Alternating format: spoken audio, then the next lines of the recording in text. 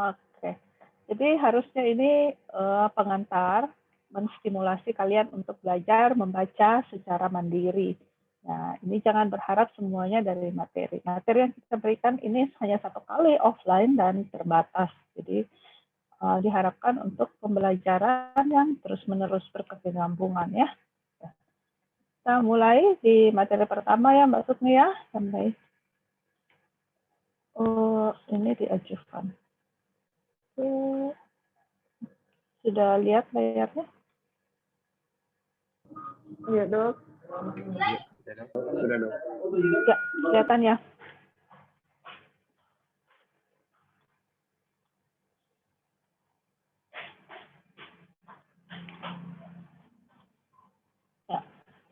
Kita bicara tentang adjuvan analgesia. Memang kalian akan belajar lebih banyak lagi mengenai obat-obat adjuvan. Mungkin ini lebih terstruktur. Karena ini di pelajaran mata kuliah manajemen nyeri ya, jadi kita belajar sedikit obat-obat yang sering kita pakai, yang sering saya minta resepkan juga sama pasien. Jadi sebenarnya analgesik adjuvan itu didefinisikan sebagai obat apapun, semua obat yang memiliki indikasi utama selain nyeri. Jadi, tapi pada beberapa kasus kondisi nyeri tertentu, dia bersifat sebagai analgesik.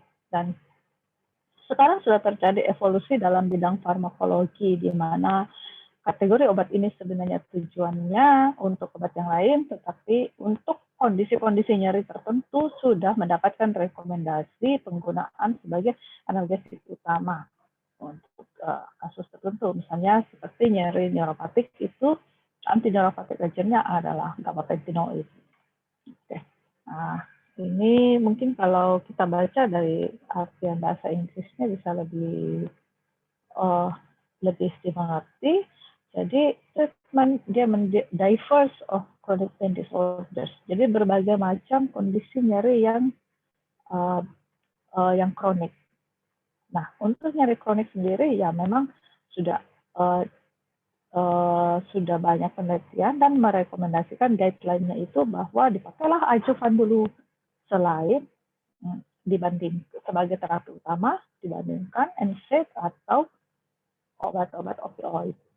Nah ini semuanya adalah cara-cara para periset itu mencari apa sih formula yang paling bagus untuk memberikan terapi nyeri kronik. Nah ini dengan kata lain ada juga istilah yang mengatakan bahwa adjuvan analgesik itu sebagai misalnya dia co-analgesik.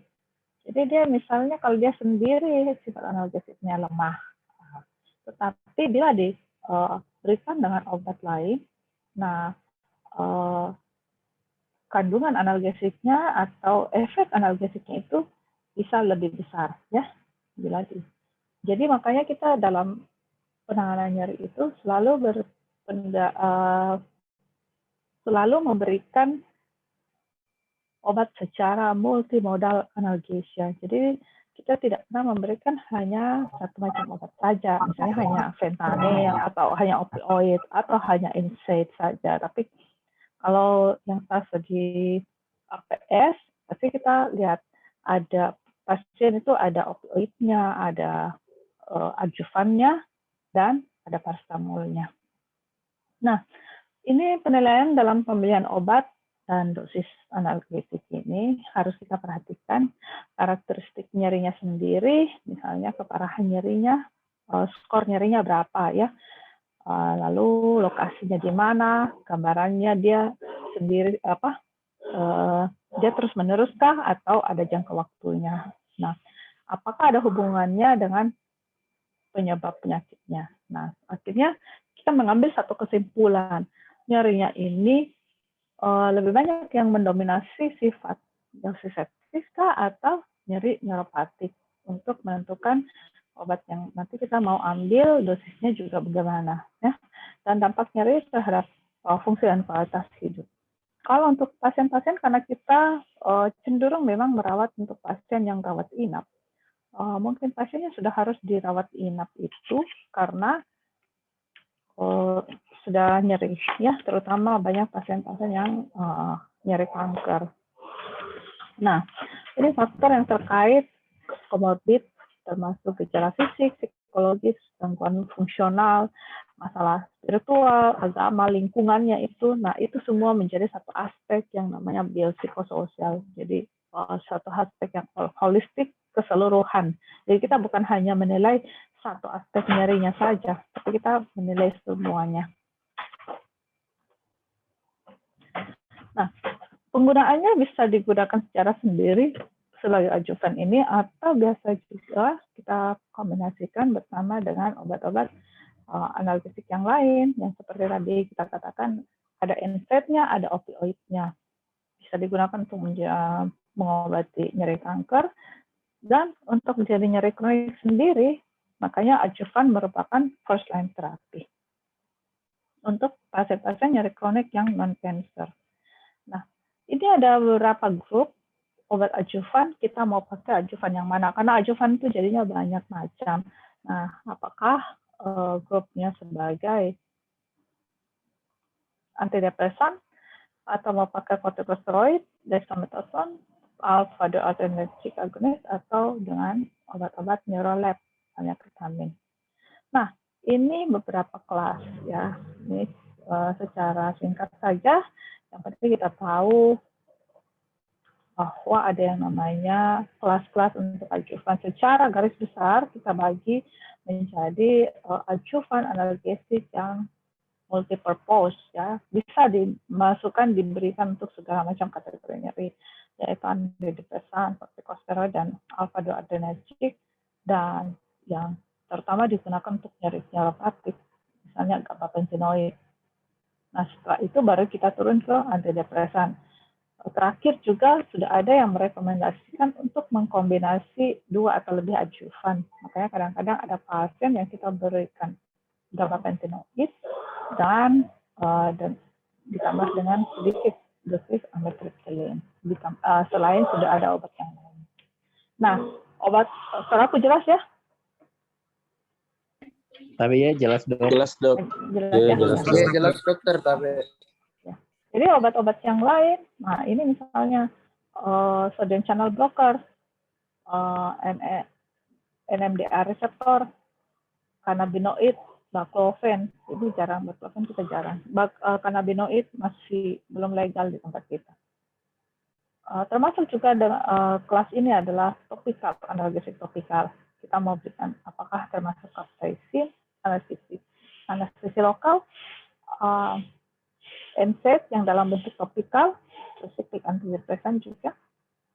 Nah, kalau di luar tuh mereka punya capsaicin patch dan lidocaine patch. Nah, kita di sini lidocaine patch belum tersedia, capsaicin juga. Karena capsaicin itu sendiri dia pedis. Jadi kadang-kadang pasien yang perlu mau diterapi dengan capsaicin, ditempelkan dulu patch lidocaine di tempat capsaicin itu supaya tidak terlalu nyeri nantinya, baru diberikan patch capsaicinnya. NSAID dan spesifik antidepresan. Ada juga adjuvan yang khusus untuk nyeri tulang.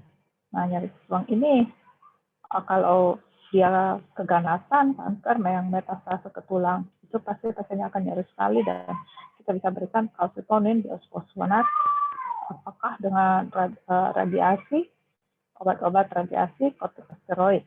Nah, ini untuk obstruksi bowel, anticholinergic, octreotide, dan kortikosteroid lagi. Jadi banyak-banyak ini bisa digunakan kortikosteroid. Nah, ini dia tidak katakan ini analgesik yang digunakan untuk nyeri muskuloskeletal seperti muscle relaxant. Ini muscle relaxant untuk muskuloskeletal. Nah, ini adalah contoh-contoh dari yang biasa kita temukan. Tidak usah dihafal semua, kita harus sesuaikan dengan sediaan obat apa yang kita miliki di rumah sakit. Atau kita bisa berinovasi, mungkin kita tahu teman sejawat lain biasa memberikan apa, berarti kan obatnya ada ya, makanya kita bisa pakai. Seperti tricyclic antidepresan, kita bisa memberikan amitriptyline, lebih bagus nortriptyline sebenarnya, tapi sepertinya di sini tidak ada nortriptyline. Kalau SRRI atau SNRI, bagusnya kita bisa pakai duloxetine. Cuma karena tidak ada, di sini kita pakai fluoxetine. Nah, ini yang selektif kita nggak punya di sini. Nah, selain ini ada alpha-2 adrenergic agonist, ada tisanidin atau clonidin, dan corticosteroid sendiri. Oke. Ini kalau kita memberikan TCA, antidepresan, kita harus hati-hati pada pasien-pasien yang elderly, yang umur tua, dan jangan digunakan pada pasien dengan signifikan heart disease. Starting dose-nya 10 sampai 25 mg. Bisa ditingkatkan sampai 50 sampai 150. Jadi kita dosis awal sebenarnya 10, tapi karena sediaan kita amitriptyline itu hanya ada 25, makanya kita kasih setengah, jadi 12,5 sekali single dose saja malam. Jarang saya berikan, saya tingkatkan antidepresan menjadi 2 kali. Ya, kalau karena sepertinya tidak terlalu bagus efeknya. Jadi lebih bagus diberikan malam. Ya, saya prefernya dari malam. Nah, ini contohnya bagannya. Kalau kita mau baca jenis obatnya dan berapa starting dose-nya.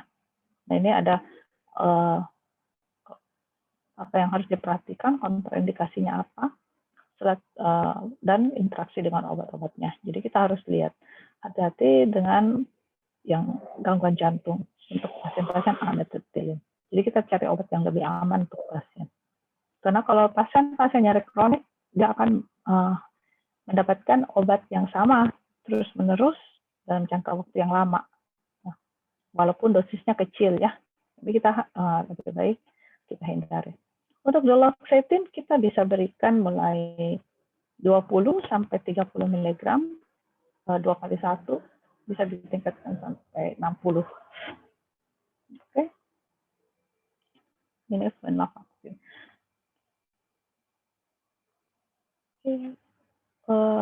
Saya nggak pernah ketemu duloxetine di sini, hanya ada fluoxetine. Dan fluoxetine yang kita punya di sini ada 10 mg. Jadi kita bisa berikan 10 mg sekali 1 saja. Paling tinggi jadi 2 kali 1. Nah, untuk steroid sendiri banyak digunakan, bisa terjadi dengan nyeri somatik yang tidak berespon. Jadi kalau misalnya pasien sudah nyeri intractable dengan oksigen tinggi, di kontraindikasi dengan NSAID atau dengan NSAID dia hipersensitif, ya mau tidak mau kita bisa berikan steroid. Ya memang ada yang didapatkan, keuntungan yang didapatkan, ada juga kerugiannya karena efek sampingnya ya ini kalau jangka panjang bisa terjadi efek samping yang berkepanjangan, ya. Oke. Dan dexamethasone banyak kita gunakan sebagai antiemetik dan antiinflamasi, antiedem.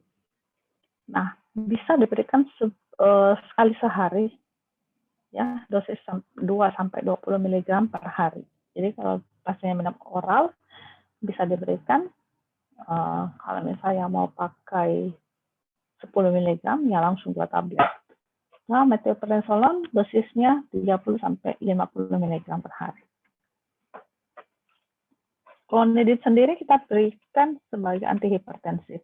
Clonidin di sini karena kita miliki sebagai antihipertensif, makanya sediaan oralnya itu dia besar.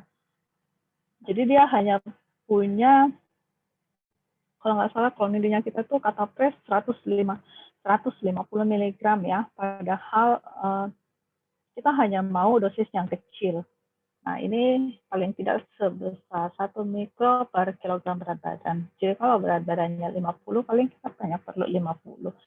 Kalau di luar dia punya sediaan sampai 25 mikro. Nah, jadi akhirnya apa? Clonidin yang kita punya kita minta dibagi 2 juga, sama seperti amitriptyline. Ya, kalau di luar juga ada sediaan transdermalnya, kita bisa berikan secara transdermal. Ini hati-hati untuk pasien-pasien yang Hipertensi dia menyebabkan hipotensi dan bradikardi, sedasi juga karena efek samping yang didapatkan. Jadi sedasinya itu karena dari efek sampingnya sendiri. Nah, untuk hati-hati kalau pasien sudah dari awal denyut nadinya sudah kurang dari 80, biasanya harus perhatian. Kalau di atas 80 aman-aman saja lah, biasanya kasih kondigen setengah ya, nggak sampai 150 kalau oral. Nah, injeksinya adalah dexmedetomidine, ya, dia short acting, short duration. Nah, ini selektif. Nah, ini bisa dipakai pada operasi-operasi bedah saraf. Oke. Nah, ini adjuvan yang digunakan untuk nyeri neuropatik. Antidepresan, yang tadi tabelnya antikonvulsan. Nah, inilah obat-obat antikonvulsan yang bisa kita gunakan. Jadi kalau salah satunya kita gunakan kalau misalnya sudah pakai gabapentin, jangan dikasih pregabalin lagi, ya. Atau udah carbamazepine, jangan dikasih lagi ocarbazepine. Ini tempatnya berbeda, jadi yang samanya ini GABA dengan pregabalin. Misalnya, kalau misalnya carbamazepine, kalau ada oxcarbazepine lebih bagus kita berikan oxcarbazepine. Nah, yang topikal sama yang tadi ada capsaicin dan lidocaine patch ataupun yang salep M-lah. Ini kita nggak punya methylactin tokainin dan alpha-2 agonis misalnya yang clonidine dan tisanidin. NMDA, DMP, dan ketamin. Oralnya DMP ya, tapi tidak terlalu efektif karena dosisnya biasanya besar sekali dan susah mendapatkan dosis terapeutis untuk tiap orang kalau untuk DMP-nya sendiri. Jadi lebih banyak kita pakai untuk injeksi ketamin. Coba aldehyde karena binoid, kita harus lihat jenisnya, dia banyak THC-nya atau nabilonnya. Nah, itu harus dilihat campurannya. Nah, gabapentin sendiri merupakan obat yang terkait ke neurotransmitter GABA, tetapi memiliki mekanisme yang berbeda. Nah, gabapentin ini memiliki waktu. Jadi memang tidak serta-merta pasien yang kita berikan gabapentin ada langsung efeknya. Beda dengan obat-obat NSAID. Nah, ini dosis inisial kita mulai start 100 sampai 300 saat malam hari dan bisa ditingkatkan setiap 3 hari. Dosis maksimalnya 3.600 mg per hari. Nah, makanya kita berikan gabapentin itu saya mulai 100. Dan dulu itu hanya mulai 100 per 24 jam. Cuman kalau nyerinya skor nyerinya tinggi, kita bisa langsung berikan 100 per 8 jam. Efek sampingnya paling banyak itu sedasi juga. Jadi, tapi kalau pasiennya lagi dirawat inap, tidak apa kita langsung tingkatkan menurut saya ya. Karena yang kemarin juga waktu di Thailand kita begitu. Pasien rawat inap, nggak apa-apa kita langsung kasih per 8 jam. Karena dia rawat inap, dia tidur di ruangannya, istirahat. Dia bukan lagi sementara beraktivitas. Beda kalau misalnya pasien-pasien yang sedang rawat jalan. Dia harus dibiasakan dulu dengan dosis gabapentinnya, baru kita naikkan. Ya. Sama dengan pregabalin juga. Nah, pregabalin sendiri merupakan gabapentinoid yang 6 kali lebih poten daripada gabapentin. Nah, ini sediaan dosisnya 50-75 per 12 jam dengan dosis maksimal adalah 600 mg. Ya, karena tadi gabapentin 3.600 maksimalnya, jadi ini pregabalin 600 saja, ya, dia 6 kali. Ini diberikan terutama untuk pasien-pasien yang tidak tahan terhadap efek samping dari gabapentinoid itu. Dia dry mouth, biasa ada pasien yang mengeluhkan mulutnya kering, terus dia ngantuk, sekali, sangat tersedasi. Padahal efek analgetiknya belum kita dapatkan. Jadi kita switch ke pregabalin. Sayangnya pregabalin ini belum masuk ke BPJS. Jadi pasien-pasien kita di Wahidin ya mau tidak mau kita berikan harus dititrasi dengan pregabalin dulu kalau dia tidak bisa beli obat di luar. Nah ini contoh obatnya antikonvulsan, gabapentin, ini starting dose-nya bisa dititrasi ya 1-3 hari, jadi paling tidak dia dapat 1 hari dulu. Kita lihat efeknya bagaimana, baru besok kita tingkatkan. Kalau rawat jalan, saya sarankan nanti kunjungan berikut, misalnya selang 3 hari atau selang seminggu, baru kita naikkan dosisnya. Ya, bisa ya dimengerti ya. Jadi ini sekalian untuk menyamakan persepsi pada saat kita jaga di APS nanti. Terutama ya. Bisa ya? Bisa bertanya dok? Iya. Dok, ini dok untuk kita berikan gabapentin atau pregabalin ini dok bisa maksimal sampai berapa hari dok? Oh, bisa terus-terusan selama fungsi uram kreatininya nggak masalah. Jadi selama nyerinya masih ada. Karena apa? Dia memang sebagai treatment utama first line terapi untuk nyeri kronik non-malignansi.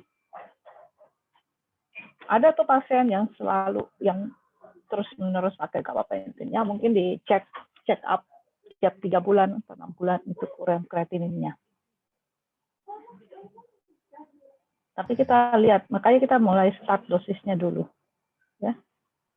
Kalau untuk nyeri neuropatik akut post operasi, biasanya saya tambahkan, kan biasa kita minta tambahkan gabapentin itu paling ya seperti waktu masa nyeri akutnya 3-5 hari begitu.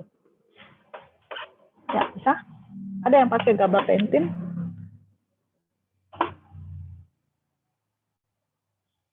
Ada yang tahu kah pakai gabapentin atau pasiennya? Yang jelas itu fungsi ginjalnya bagus ya. Ya, baik, kalau fungsi ginjalnya terganggu, kamu harus kasih maksimal hanya 300 saja. Jangan lebih dari 300. Baik dok. Apakah mau per 12 jam atau mau per 8 jam? Harusnya gabapentin itu dia kerjanya per 8 jam. Jadi 3 kali sehari. Kalau untuk pregabalin dia 2 kali sehari per 12 jam. Ini 150-300. Biasanya pregabalinnya kita itu Lyrica. Jadi Lyrica itu di sini sediaannya kalau saya lihat hanya ada 75 dan 150. Jadi itu besar sekali sebenarnya kalau dia pakai Lyrica. 150 saja itu 6 kalinya dia sudah tercapai itu. 900 ya gabapentin. Ya. Dan seharusnya ini. Kalau enggak 150-nya dibagi 2, baru diminum 2 kali. Oke. Karena efeknya yang ini, ada yang nggak tahan terhadap efek sedasi di sinusnya ini. Terus ada lamotrigine. Lamotrigine sendiri memang antikonvulsan yang kita titrasi setiap 7 hari. Kayaknya di sini tidak ada ya. Tidak ada nih. Nggak tahu kalau neuro bisa pakai, ada tidak lamotrigine ini obatnya. Saya belum pernah coba resepkan. Itu biasanya kita berikan, kita cari obat-obat yang lain ini. Kalau 2 ini di atas sudah tidak bagus efeknya. Untuk carbamazepine sendiri dia spesifik untuk nyeri yang di muka ini, herpes zoster kalau nggak salah yang di ini, yang kena di saya lupa tiba-tiba namanya. Jadi carbamazepine, ya dia memang antikonvulsan, dia spesifik untuk nyeri herpes zoster kalau nggak salah ini, ya. Nah ini harus hati-hati kalau ada sediaan carbamazepine sebenarnya lebih bagus, karena ini potensiasi dengan interaksi obat yang dimetabolisme oleh CYP3A, paracetamol juga di situ. Jadi ini harus hati-hati karena untuk pasien-pasien dan untuk pasien-pasien orang tua laki-laki jangan terlalu lama dikasihnya carbamazepine. Tidak terlalu bagus efeknya. Lebih ini retensi urin lebih banyak terjadi pada laki-laki. Hematologic abnormal. Jadi periksa kontrol labnya harus secara berkala memang. Jadi kalau ada kita punya sediaan carbamazepine mungkin lebih bagus diganti. Itu untuk spesifik neuropati pain, bisa juga kita berikan lidocain. Kemarin Rika itu tadi sudah jalan sampai 50, jadi kita sempat kasih ketamin. Belum sempat lidocain untuk langkah selanjutnya. Jadi saya bilang kasih dulu 1 mili, 3 mili per kilogram berat badan. Diberikan dalam jangka waktu 1 jam. Nah, ini bisa 1-5 mg per kilo dalam waktu 20-30 menit. Untuk IV, lidocaine infusion. Nah, karena dia bisa terjadi gangguan pada kardiovaskuler, makanya pada saat pemberian infusion itu harus dimonitor. Jadi pasiennya paling tidak itu diberikan di RR atau di ruangan yang HCU yang ada monitornya, karena harus selalu terpantau monitoring. Dan kemarin waktu saya ke Thailand dan ke Malaysia, mereka bikinnya di RR. Jadi di RR itu dipasang monitor dan diberikanlah lidocaine infusion. Atau di poli juga rawat jalan ada, tapi pasang monitor dan ditungguin efeknya. Setelah 1 jam, pasiennya tunggu dulu, baru bisa pulang. Efeknya, oke. Oh ya, pasien kalau diberikan lidocaine infusion itu dia juga tersedasi, jadi itu harus diperhatikan juga. Spesifik itu, dan dia bagus untuk nyeri yang terjadi di muka. Nah, NMDA block ini dextromethorphan, yang sering kita pakai IV-nya adalah ketamin. Aman tadi kita tidak ada. Ya, memantin ini obat ini urus semuanya aman. Saya nggak tahu kalau memantinnya ini untuk Alzheimer-nya kita punya sediaan di sini atau tidak. Tapi karena kita masih punya ketamin atau DMP, kita lebih prefer ke sini. Jadi kita tidak turun sampai ke sini. Oke. Nah, ketamin kita mulai efek dosisnya subkutan. Jadi bukan untuk dosis induksi ya. Ingat ya. Kalau kita mau coba berikan ketamin, kita berikan low dose subkutan IV, ya 0,1 sampai 0,15. Ada yang bilang 0,2, ya sekali bolus atau nanti di continue. Tapi ini sudah sangat kecil dan bisa ditingkatkan dengan melihat monitoring dari skor nyeri pasien dengan efek sampingnya. Jangan sampai terjadi efek samping yang disosiasi itu. Kalau pasiennya sangat sensitif, mungkin kecil saja dia bisa terjadi efek samping. Jadi kita harus perhatikan baik-baik. Bisa terjadi hipertensi, takikardi, ini semuanya. Nah, kalau kita memberikan dosis induksi, berarti hati-hati efek ini akan terjadi jauh lebih besar. Nah, kenapa pada pasien-pasien hipotensi kita tidak memberikan induksi dengan propofol atau gas, tapi kita jalankan ketamin karena kita mau mempertahankan hemodinamik pasien yang tidak stabil. Makanya itu kalau kasus emergensi, pasiennya yang shock, kita gunakan ini. Karena efek sampingnya ini yang kita cari sebenarnya yang untuk melindungi pasien. Ya, di situ pikirannya. Tapi kalau untuk penanganan nyerinya, nah makanya kita berikan low dose subanesthetic dose, ya very low 0,1. Jadi hanya 5 mg kalau 0,1 untuk berat badan 50 kilo. Jadi harus hati-hati pada saat mengencerkan ketamin itu. Kalian sudah mulai mengencerkan obat ketamin itu dilihat benar-benar 1 cc itu sediaannya berapa miligram. Ada memang yang 1 cc sediaannya 1 cc 1 miligram. Tapi ada juga yang 100 miligram. Nah, itu harus diperhatikan baik-baik sediaannya. Jadi pada saat ambil obat dari vialnya itu kita harus lihat kandungannya ini apa. Dilihat ulang, walaupun mungkin tampakannya sama, judulnya sama, tapi kita tetap baca ulang. Ya, cek, double check lagi. Anestesi begitu ya. Oke.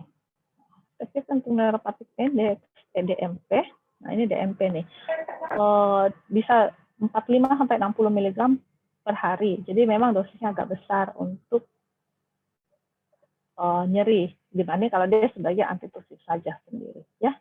Yaitu jadi bisa dia 20 mg per hari. Nah, itu maksimum dosnya sebanyak 1 gram. Jadi 1000 mg masih bisa.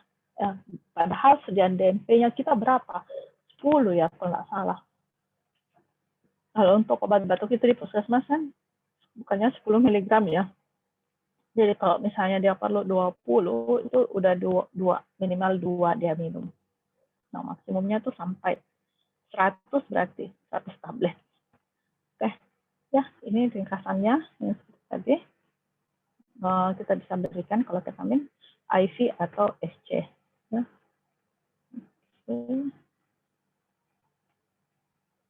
Nah, ini bifosfonat. Bifosfonat ini biasanya oleh teman sejawat ortopedik dia punya. Dia bisa meresepkan. Jadi untuk pasien-pasien nyeri kanker yang metastase ke tulang, sangat nyeri.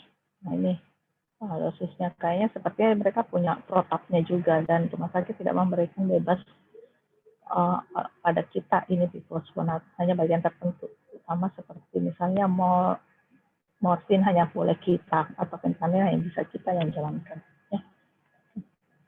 Nah ini kalau misalnya nyeri kanker, kita harus bisa melihat kalau dosis opioidnya terlalu tinggi, kita harus bisa mempertimbangkan rotasi opioid bagaimana, ataukah misalnya efek sampingnya yang berlebihan, tapi dosis terapeutiknya belum kita dapatkan. Atau kita memberikan obat lewat jalur lain, misalnya diberikan lewat intratekal, ya. Dan kombinasi dengan pendekatan non-farmakologi. Misalnya kita berikan nerve block, terapi rehabilitasi dengan CBT, psychological treatment itu adalah CBT.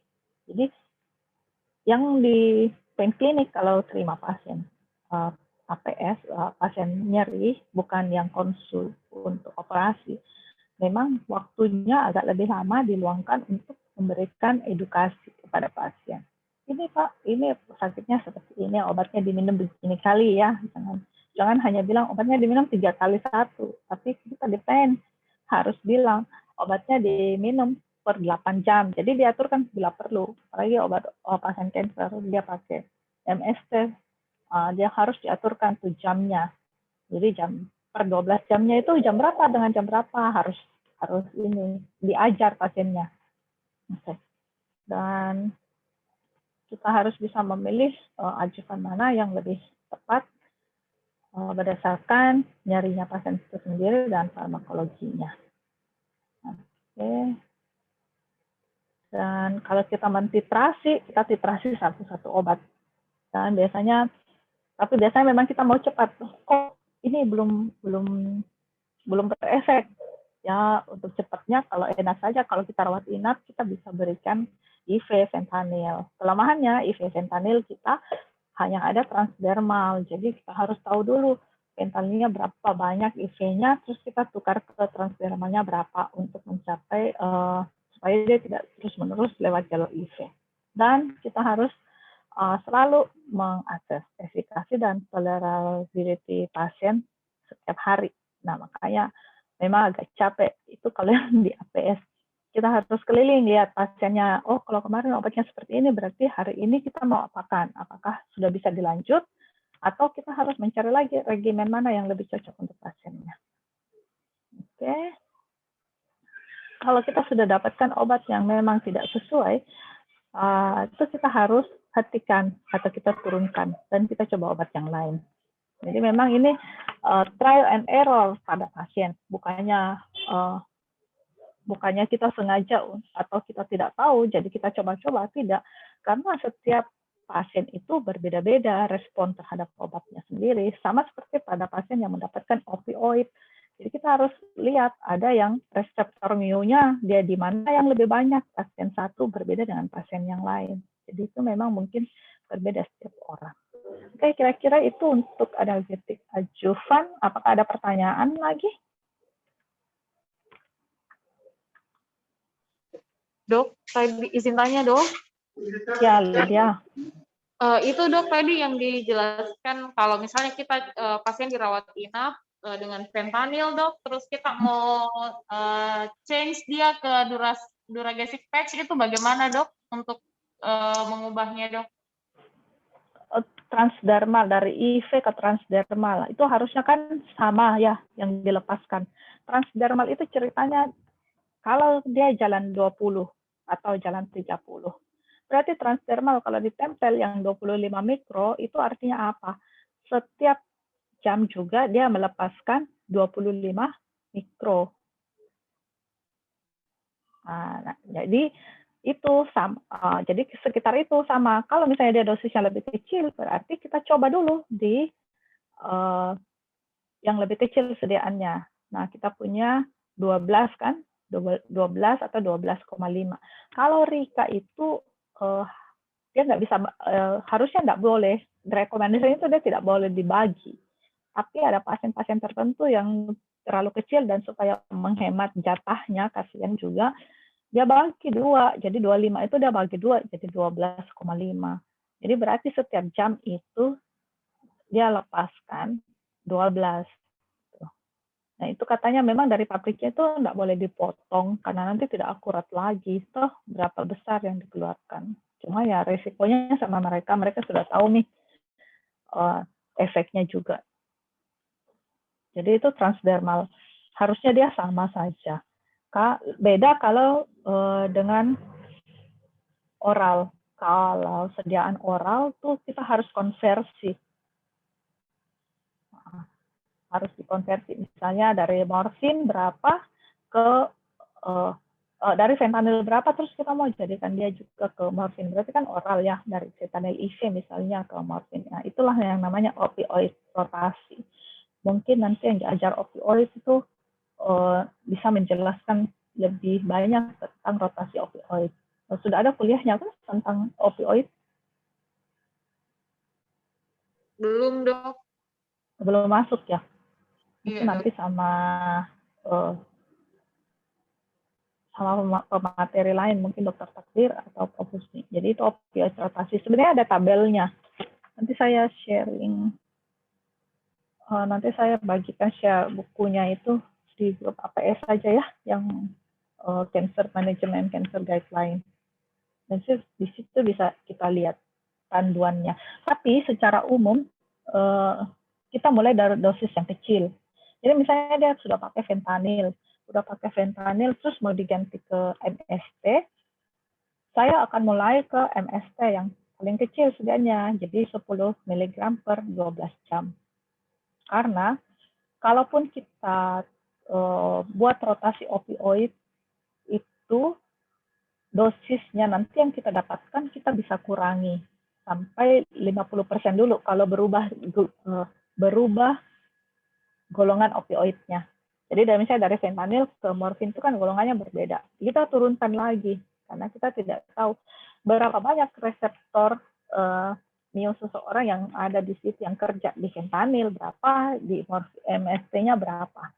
Ya memang selalu tiap pasien itu berbeda-beda cara pendekatannya kita. Kita harus lihat tiap pasien. Bagaimana?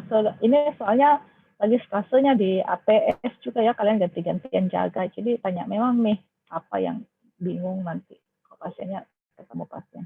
Ya, bagaimana Dokter Iwan? Sama Iwan ya. Saya sekarang di situ ya sama Iwan. Tapi ya dok. Dok, tapi dok izin bertanya dok untuk gabapentin dok. Adakah batasan peningkatan maksimal urea kreatinin dok yang kita harus betul-betul aware untuk penggunaan gabapentinnya dok? Kalau sudah terganggu, dia sudah masuk CKD stage berapa, kita harus lihat. Saya cenderung pilih yang aman. Kalau sudah mulai ada gangguan, pokoknya mentok di 300 mg saja. Jangan kalau bisa kurang dari itu. Nah, sama misalnya dulu ada tramadol ya, jadi saya juga sering kombinasi tramadol itu sebagai weak opioid dengan gabapentin. Tramadol juga itu dosis maksimalnya itu 400 per hari. Tapi kalau ada dengan gangguan ginjal, biasa saja di 200 setengahnya. Itu harus pintar-pintarnya. Tidak bisa diberikan lagi jadi maksimal biasanya saya kasih 3 kali tramadol 50 per 8 jam oral. Terus boleh 1 kali saja diambil ekstra kalau di antara minum obatnya itu ada rasa sakit yang tidak tahan. 1 kali saja. Kalau aman ginjalnya, mungkin dia bisa ambil sampai 3 kali. 3 kali juga. Jadi 150 tambah 150 3 kali 50 ya, 150. Tambah 150 berarti total masih 300, ya masih aman. Belum melewati dosis maksimal yang 400 itu. Itu caranya hitung. Kalau ada sediaan obat-obat yang gabungan, dulu kita sering pakai Ultraset. Sekarang Ultrasetnya jadi umum untuk pasiennya beli. Jadi itu kombinasi paracetamol dengan tramadol. Nah, dosisnya maksimalnya itu berdasarkan dosis maksimal paracetamol. Oke, karena tramadolnya kecil saja, dia 37,5, paracetamolnya 325. Nah, jadi mengikuti dosis maksimal paracetamol. Sekarang paracetamol kita mau pakai dosis maksimalnya berapa? Jangan kamu bilang, oh paracetamol aman, enak-enak saja langsung dikasih setiap 6 jam, 4 jam, atau 6 jam, 1000 yang IV. Oh, nggak begitu juga. Ada dia hepatotoksik, paracetamol hepatotoksik, dan walaupun dikatakan sehari itu 4 gram, berarti 4.000 ya, 4 botol itu yang IV, berarti per 6 jam. Tapi belakangan itu dosis maksimal paracetamol makin turun. Jadi terakhir saya dapat itu mereka bilang 2.600. Jadi kalau 2.600 berarti kalau saya kasih oral 500 per 8 jam masih 1.500 saja. Atau per 6 jam, jadi dia maksimalnya 2.000. Nah, itu juga caranya hitung kalau dikasih macam Ultraset. Jadi jangan lebih lah. Paling aman dari 2.000 saja itu paracetamol per hari.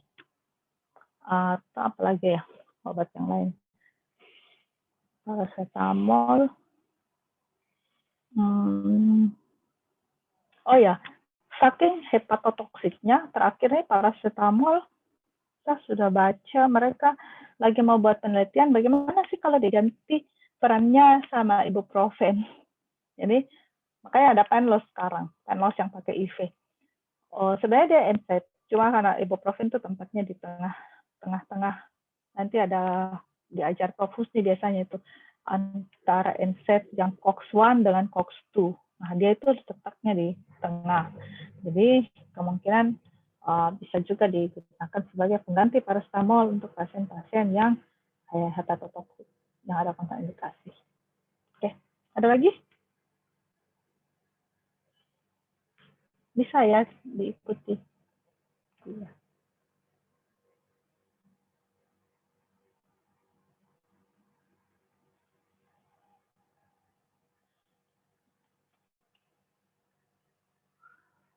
Oke, gimana? Ya, Dok, izin bertanya, Dok. Dok, ini ada Dok, operasi beda anak. Kebetulan Pasien beda anak. Ya, Dok. Kebetulan maaf, Dok, beda ortoped, Dok, tapi pasiennya anak, Dok. Ya. Kebetulan terjadi peningkatan SGLT/SGPT, Dok. Itu sampai lebih dari 4-5 kali dari nilai normal, Dok. Nah, terapi pada saat itu cuma bisa intravena, Dok. Untuk analgetiknya. Kenapa? Ya, pertama penggunaan paracetamol karena pasien juga demam pada saat itu, Dok. Terus bagaimana atau alternatif obat selain paracetamol yang bisa kita berikan apa, Dok? Kak B. Itu tadi, apakah kita berikan coba metamizol, dia di NSAID, lebih mirip ke NSAID COX-3 atau ibuprofen. Jadi kita harus lihat dulu peningkatan fungsi hatinya karena apa? Apa karena memang obat, karena efek hepatotoksik, atau karena efek traumanya, atau karena operasinya. Nah, itu harus dilihat memang baik-baik. Coba kita berikan bisa. Demamnya sendiri, kan bukan hanya paracetamol ya. Bisa diberikan metamizol. Tetap lihat efeknya ya. Nah, makanya paracetamol sendiri itu, dia hepatotoksik kalau sudah lewat dari dosisnya. Itu harus hati-hati. Makanya untuk pasien-pasien lebih cenderung saya memberikan dosis yang kecil, karena kita rencananya untuk pasien nyeri kronik, dia mau pakai lama. Ya, nggak apa-apa. Kasih saja dosis yang kecil. Itu dia rasa ada. Nah, itu harus kita lihat lagi. Kalau dengan metamizol bagus nggak? Demam, kan kalau demam ataupun bisa diekstra paracetamol, mau tidak mau. Kalau misalnya itu yang ada sejen injeksi, tapi kan tidak terus-menerus. Nah, makanya harus diikuti. Pasiennya demamnya karena apa? Nah, itu kausa demamnya harus diobati, toh bukan hanya karena diberikan terus antipiretik. Apakah ada infeksi, harus dikasih antibiotik supaya sepsisnya turun. Atau ada selang-selang lain yang pakai infusnya mungkin sudah lebih dari 1 minggu kah, kateternya kah, bagaimana? Harus dilihat, harus mungkin diganti. Itu yang menyebabkan sepsis, atau mau harus ganti antibiotik. Ya, jadi bukan hanya langsung kita berikan obat. Anestesi, kita lihat pasiennya demam. Oke, kita bisa kasih metamizol, dia turun kok panasnya, atau kasih paracetamol dia turun. Tapi kita harus lihat itu. Kenapa sih sebenarnya dia demam? Dia tadi itu kenapa? Dehidrasi kah? Cairannya kurang kah? Atau ada sumber infeksi kah? Itu yang harus. Jadi kita tidak hanya berhenti pada saat waktu kita memberikan antipiretik doang. Selesai sudah masalah, nggak sampai di situ. Anestesi tidak bisa begitu. Dia harus runut sampai habis itu masalahnya. Apalagi kalau nanti jaga di ICU. Itu persiapan. Ya, ada lagi?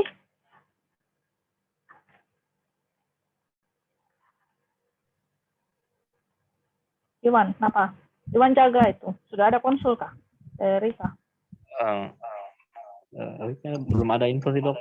Cuman ada ini konsul paliatif, Dok. Ini sebentar saya lihat dulu, Dok. Bukan Dok, yang tadi, lain lagi? Lain lagi, Dok. Pasien dikonsul ulang, Dok, kayaknya yang atas nama Nurjana, Dok, yang itu hari pernah dari Palem, Dok, yang sempat positif jadinya pindah di IC. Cuman sekarang kena ganti status lagi, makanya dilayangkan ulang konsul paliatif katanya, Dok. Cuma belum sempat. Yang lalu kita sudah ACC kerjasama. Yang lalu iya, Dok. Yang itu hari sempat kita instruksikan untuk di follow up kondisinya di IC, Dok. Yang saya telepon pas kita di Polipain itu hari, Dok. Harus lihat ulang aja. Tapi, Dok, untuk yang post op pain management, Dok, penggunaan fentanyl dan bupivacain, dokter, mohon arahannya, Dok, untuk kami, Dok. Sebenarnya sampai berapa lama itu, Dok, bisa penggunaannya, Dok? Karena kalau misalkan untuk fentanyl sendiri selalu kita tulis di integrasi, Dok, untuk post op-nya itu untuk pemberian 1 kali 24 jam, dokter. Sementara kenyataannya banyak pasien, Dok, yang kadang-kadang nyerinya itu prolong dan maksudnya masih nyeri sampai nyeri sedang begitu, Dok. Jadi apakah bagaimana sebenarnya, Dok, kami menyikapi ini, Dok? Maksimal pemberian untuk baik fentanyl IV maupun bupivacain yang per epidural, Dok. Bupivacain epidural. Sebenarnya nyeri-nyeri post op itu kita berikan multimodal untuk menangani acute pain. Nanti ada kuliah sama Prof. Husni. Sudahkah? Besok kayaknya ya? Atau sudah tadi? Prof. Husni mau kasih kuliah mengenai manajemen nyeri pasca operasi. Sudah belum kuliahnya? Belum, Dok. Belum, Dok. Belum tadi ya. Oke, nanti mungkin dijelaskan. Jadi akut pain. Kalau step ladder, kamu tahu toh? Kalau step ladder itu kita mulai dari yang rendah ke tinggi untuk nyeri kronik, nyeri kanker. Tapi kalau nyeri akut, kita reverse step ladder. Jadi kita harus tangan dulu karena dia langsung nyeri akut, nyeri tinggi karena dia post op ya. Apalagi untuk operasi-operasi yang nyerinya memang kategorinya nyeri berat. Jadi kita harus di situ multimodal. Biasanya fase nyeri akut itu 3-5 hari. Jadi sama bisa tolerir lah kalau pasienmu ada yang pakai fentanyl sampai 3 hari, misalnya, atau epiduralnya bisa sampai 5 hari. Tapi selama itu kamu datang terus harus kasih edukasi sama pasiennya juga bahwa, Pak, Bu, ini karena habis operasi ya. Jadi memang habis operasi itu nyerinya terasa sangat nyeri, tapi sudah ada obat dari injeksinya, sudah ada obat minumnya, misalnya tuh ada obat diselang di belakang. Nah, sementara itu ini nanti kalau sudah nyerinya mulai berkurang, sudah memungkinkan untuk mobilisasi dari operator juga, sudah latihan dan pelan-pelan akan dikurangi. Setelah itu mungkin disambung dengan obat minum. Nah, begitu. Supaya pasien di mindset-nya itu sudah terpikir bahwa ini tidak selamanya ini begini, ya. Jadi saya harus bisa mulai bergerak, saya harus mulai bisa mobilisasi itu. Ada pada pasien-pasien memang yang takut sekali bergerak post op-nya. Itu kita harus edukasi memang. Atau ada yang ternyata dia diam terus. Loh, kenapa? Takut bergerak, takut nanti jahitannya terlepas. Padahal itu kan jahitan makin dia mobilisasi post SC itu begitu besoknya ya disuruh mobilisasi segera. Malah dia kalau tidak bergerak malah jahitannya jadi longgar kan, buat efisiensi lagi. Jadi kita harus edukasi. Jadi kamu harus bisa mengedukasi pasienmu itu dan jangan mengandalkan pada farmakologi kan itu semua obat-obatnya. Tapi yang tadi kita bilang kan dia simultan harus dengan pendekatan non farmakologi juga. Nah, makanya pendekatan non-farmakologi itulah penjelasannya kalian pada saat kamu datang di situ. Karena kamu yang mengarahkan pasien itu nanti, oh nanti nyerinya begini, pikirannya dia akan begini. Habis itu bisa menjadi nyeri ringan, nyeri sedang, terus menjadi nyeri ringan. Di obatnya kita bisa tapering dari misalnya IV, terus dia menjadi oral, terus akhirnya dia tinggal minum apa, baru sudah stop, berhenti. Dan bisa dipulangkan oleh operator. Kira-kira begitu bisa juga? Dok, boleh tanya dok, misalnya pasien dengan post-op, kita pakai fentanyl dok, apakah bisa 24 jam berikutnya itu kita kurangi dosisnya setengah dok, sambil kita tambahkan tadi ajukan yang lain dok, seperti paracetamol tablet dengan gabapentin dok?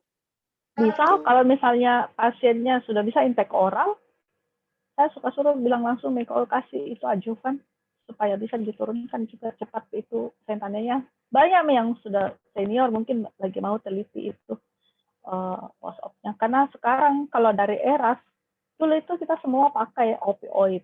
Akhirnya kita nggak tahu kapan mau lepasnya pasien itu opioid. Nah sekarang akhirnya makin ke sini kita prefer lebih aman pasien kalau dia nggak pakai opioid sama sekali.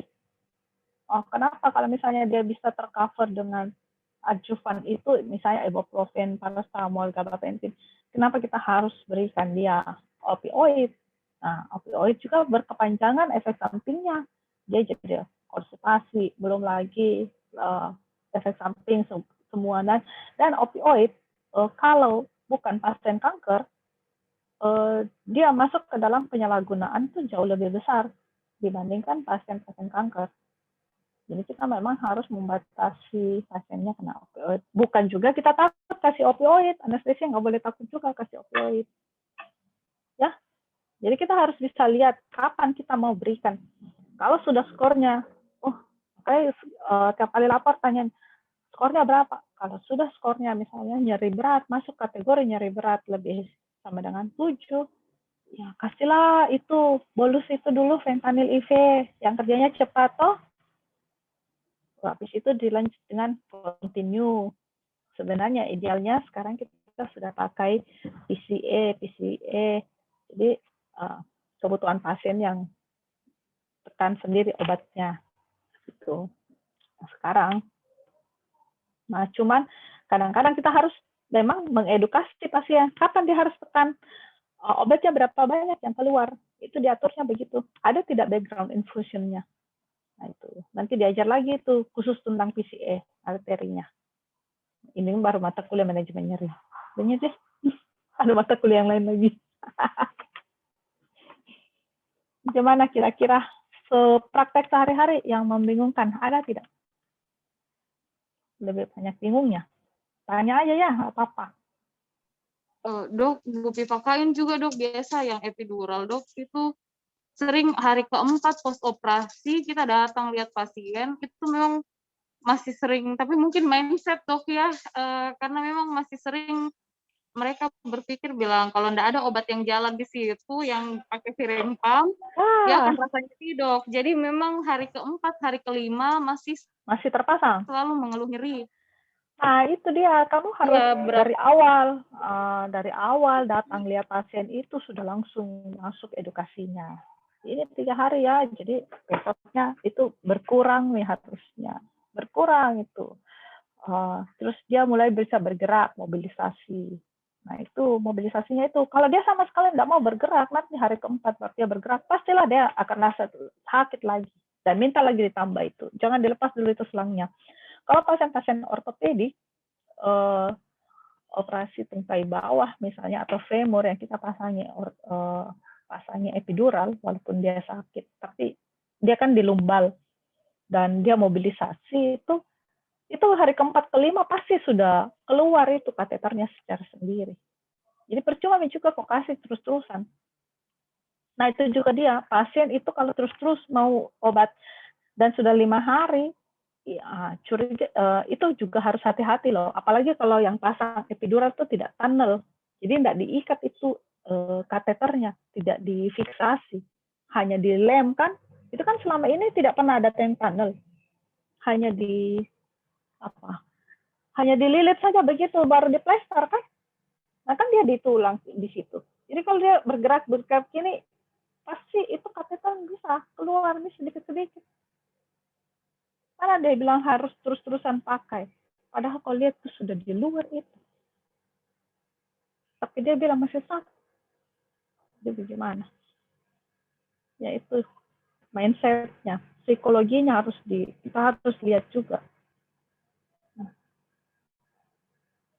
ya. Harus pintar-pintar mengedukasi pasien. Nah, edukasi itu berbeda memang. Kalau kita kalau kita visit anestesi biasa, kita visitnya cepat-cepat, habis itu, ini bisa enggak, tes berapa, dia masuk operasi, rencananya apa, kan sudah langsung. Tapi kalau pain, memang susah, karena kita perlu feedback dari pasiennya. Kok harus tunggu itu pasiennya menjawab, bagaimana reaksi obatnya, kok harus tunggu dia, untuk kasih obat itu, ini reaksinya seperti apa, ya, begitu. Tes, ya memang begitu kalau di pain. Namanya manajemen nyeri definisinya apa? Nyeri sifatnya sangat subjektif, toh. Jadi beda. Oke. Ini masih ada masih ada satu lagi ya.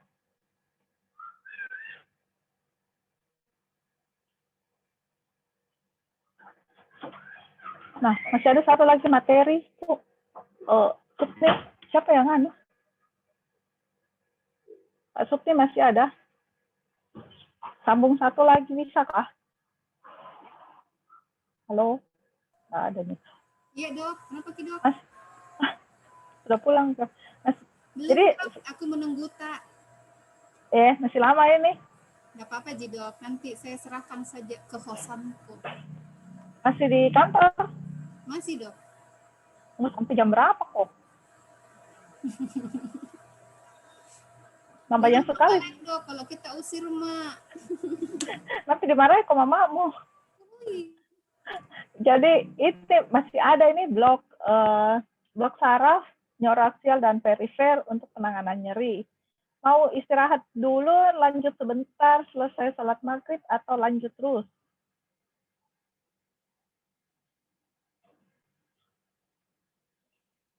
Maksudnya bagaimana? Lanjutin saja. Tapi dok, dari kita saja dok. Lanjutin saja. Jadi, maksudnya kalau mau pulang, serahkan saja lah sama Jo. 60 slide. Nanti saya serahkan, Dok. Iya, oke.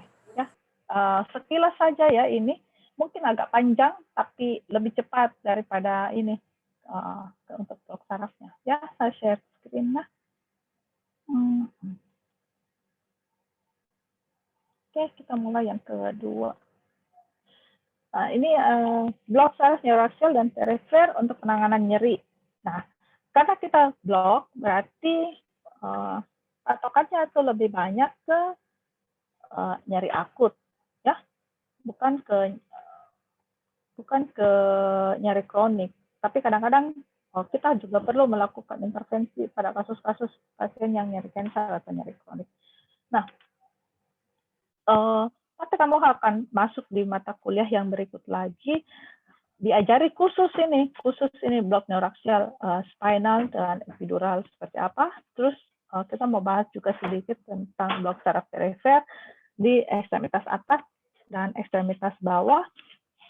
Pada saat kalian juga bisa bantu senior di OK menyiapkan blok, misalnya apa sih yang dilihat gitu. Kalau saya ngajar nggak bingung. Gitu.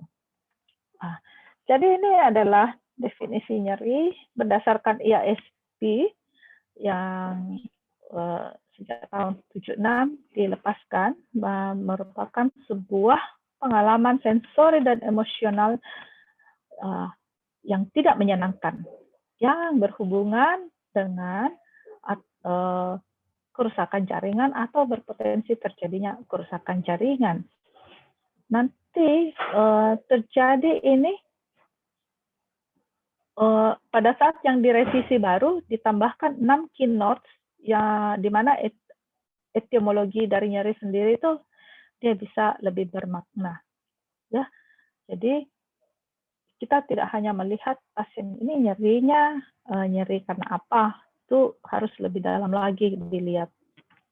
Jadi keynote yang ditambahkan di definisi yang baru ini adalah merupakan pain ini merupakan satu pengalaman pribadi yang bervariasi sifatnya dari biologi, psikologi, dan sosial faktornya. Nah, nocicepsi dan nyeri sendiri merupakan fenomena yang berbeda. Misalnya apa? Jadi kadang-kadang terjadi nyeri tanpa ada rangsang nocicepsi. Nah, itu sudah terjadi kerusakan pada neuron sensorisnya. Jadi, melalui setiap tahapan kehidupan, setiap kita sudah belajar mengenai rasa nyeri.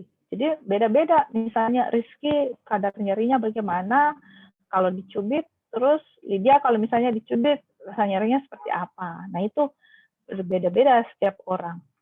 Nah itu harus dihargai laporan pasien itu. Kalau dia bilang saya kalau lagi begini sakit.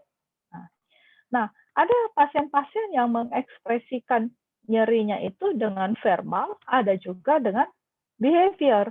Ya, namanya itu adalah pain behavior untuk mengekspresikan nyeri. Ada yang dengan kata-kata. Jadi ada yang dia teriak-teriak, oh wow sakit. Ada yang hanya misalnya jalannya pincang-pincang. Nah itu pain behavior itu. Nah ini bahasa Bugisnya tadi. Oke. Nah yang kita mau blok ini ada jalur transmisi fisiologi dan intervensinya mau di mana. Dan ini gambar kesukaannya fokusnya. Jadi kalau di jaringan sendiri di perifer dia ada trauma. Nah ini di sini kita bisa berikan apa? Anestesi lokal, NSAID, dan di jalurnya ini kita bisa blok dengan anestesi regional. Di jalur transmisi sini ke dorsal horn kita bisa berikan gabapentin. Makanya ini berbagai macam jalur nyeri, makanya kita bisa menggunakan obat-obat yang macam-macam. Ada anestesi lokal, kita bisa pakai regional, kita berikan gabapentin. Sudah dipasang epidural, kita kasih juga lagi gabapentin. Dan untuk mempersepsikan dan jalur modulasi untuk descendingnya, kita bisa menggunakan ini opioid, alpha-2 agonis, dan NMDA antagonis. Oke. Blok neuroaksial sendiri lebih banyak kita pakai untuk anestesi. Jadi sebagai alternatif dari anestesi umum.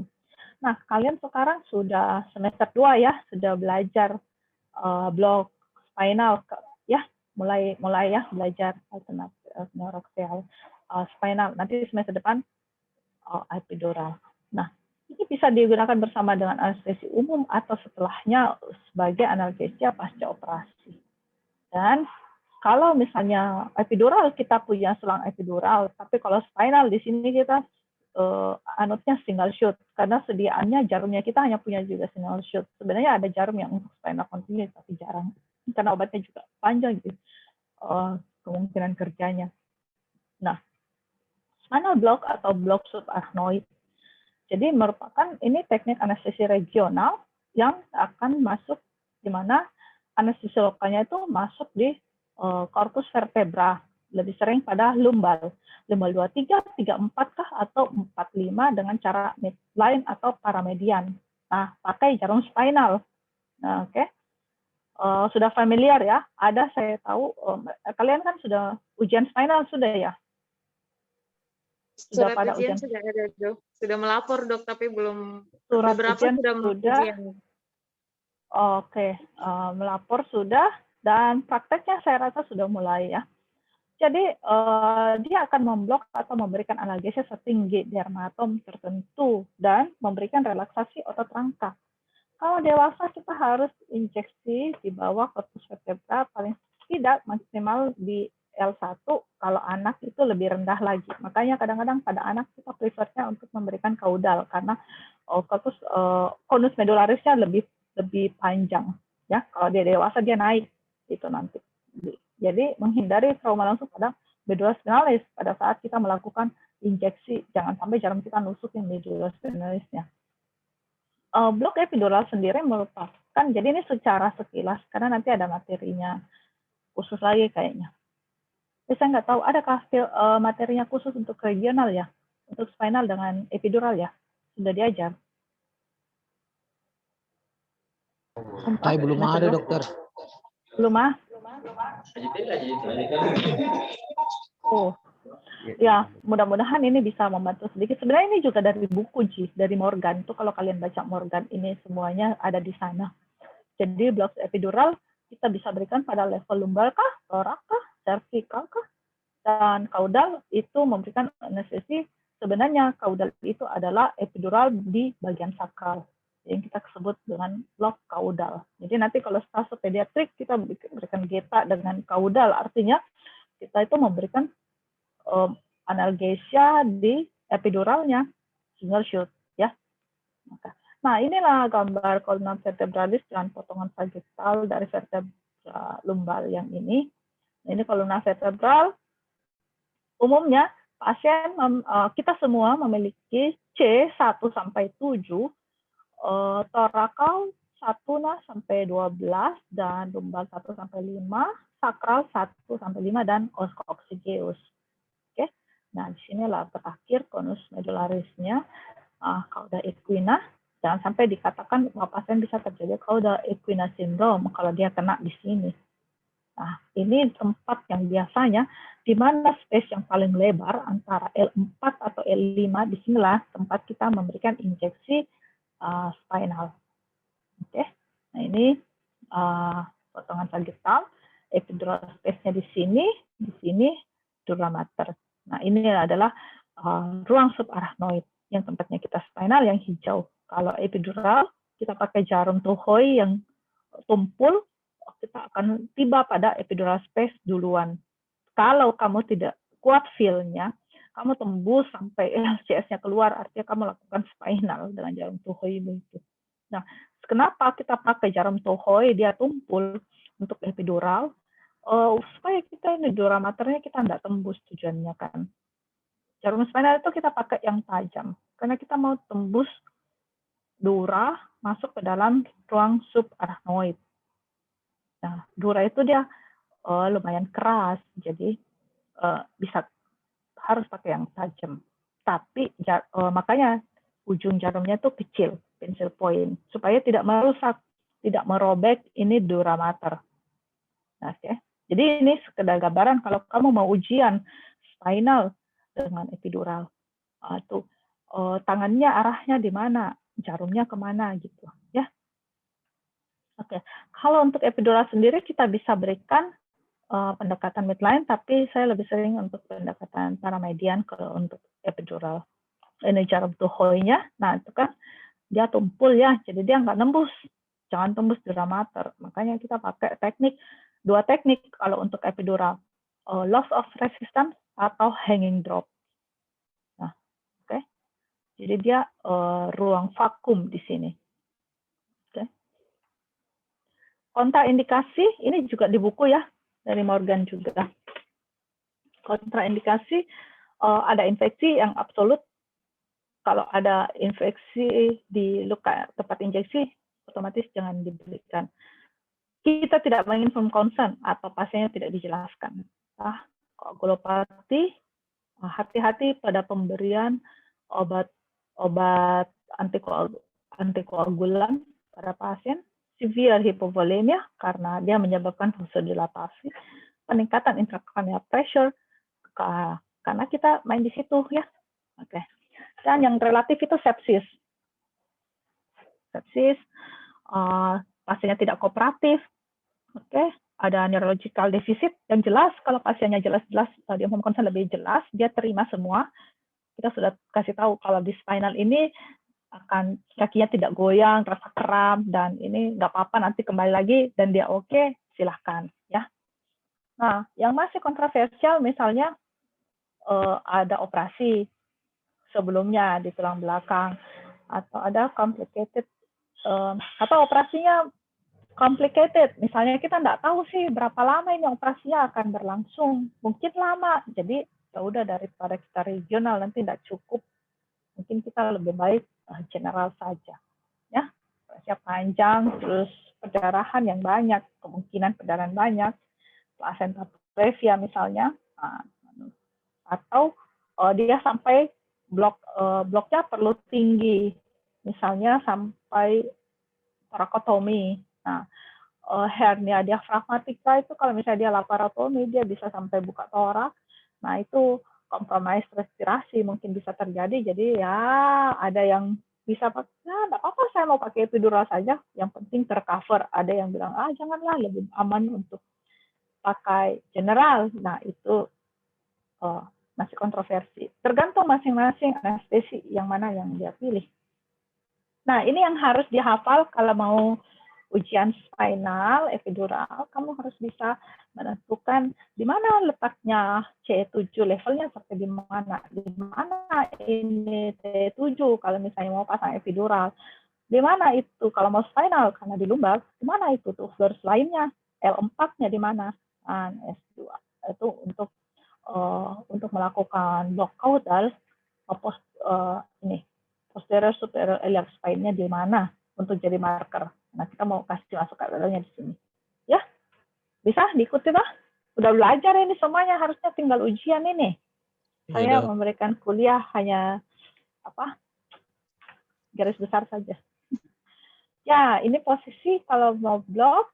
Jadi penolong, kalau kamu tolong seniormu itu, penolong itu memposisikan pasien ini seperti begini ya, atau menekuk ya. Yang biasa saya kasih tahu instruksinya, Bapak atau Ibu, itu dagunya harus rapat sampai di dada. Ya, jadi jangan nggak usah terlalu tunduk atau ini. Kalau ibu hamil itu dia kan sudah terbiasa lordosis, terus kamu bekokan seperti ini lagi, ya maksimalkan saja itu dagunya rapat di dada. Tujuannya untuk membuka ruang vertebranya supaya jarum kita bisa masuk. Ya, ini. Nah, ini kalau epidural tuh kita harus ini, kamu mau epidural di tarakal misalnya ini kan di T7. Nah, ini dihitunglah sampai di sini. Oh, di sini antara 12,1 kah atau 8,9 kah mau dipasang? Supaya kita tepat levelnya mau di mana. Nah, kenapa kita harus mau memfleksikan vertebra? Kalau dia ekstensi seperti ini, pada saat dia fleksi, dia lebih terbuka. Nah ini ya, dari tampak posterior dan tampak lateral. Nah ini lihat ada space yang terbuka. Jadi kita shoot, jarumnya bisa masuk ke dalam. Apakah mau dari midline atau paramedian? Makanya banyak yang ambil paramedian aja, kemungkinannya bisa lebih banyak. Kalau midline ya harus tepat tembus sampai arahnya itu lurus. Oke. Nah ini adalah hal-hal yang mempengaruhi penyebaran dermatom dari anestesis spinal. Yang paling penting barisitas. Nanti kamu kalau ujian harus bisa jelaskan barisitasnya itu bagaimana spinal kita pakai obat yang apa. Kan sudah saya bilang tadi, mengencarkan obat itu kita harus lihat lagi etiketnya, harus lihat ampulnya. Kamu biasakan lihat bupivacainnya itu apa, 0,5% apa tulisannya, hyperbaric solution kah, isobaric solution. Untung-untung kita di sini memang semua obat spinal adalah hyperbaric solution.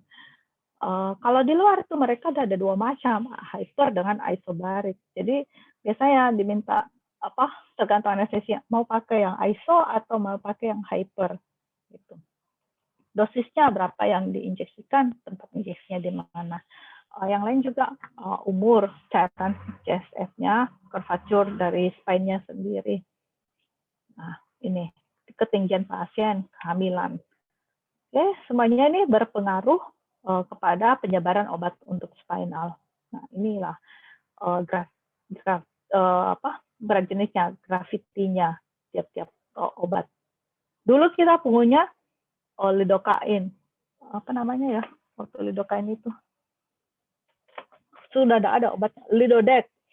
Waktu di spinal itu lidodex 5%, lidocaine 5%. Jadi 5% dalam 7,5 dextrose. Itu dulu kita punya obat itu, lidodex. Tapi dia neurotoksik.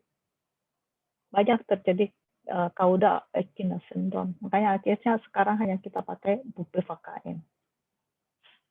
Oke. Nah, ini adalah gambaran kenapa saya teriak-teriak kalau di kamar operasi minta bantal atau kepalanya ditinggikan kalau pasiennya di regional. Karena ada kurvatura dari korpus vertebra itu sendiri yang mengikuti. Nah, ini kalau misalnya supine dan ini kalau lateral declivitis. Nah, yang paling rendah biasanya T5, T7. Kalau kita memberikan injeksi hiperbarik, dia akan cenderung langsung turun ke sini, kan namanya hiperbarik. Ya, namanya hiperbarik, dia turun kan. Jadi dia mencari tempat yang lebih rendah. Nah, kalau posisi kepalanya lebih rendah, nggak pakai bantal,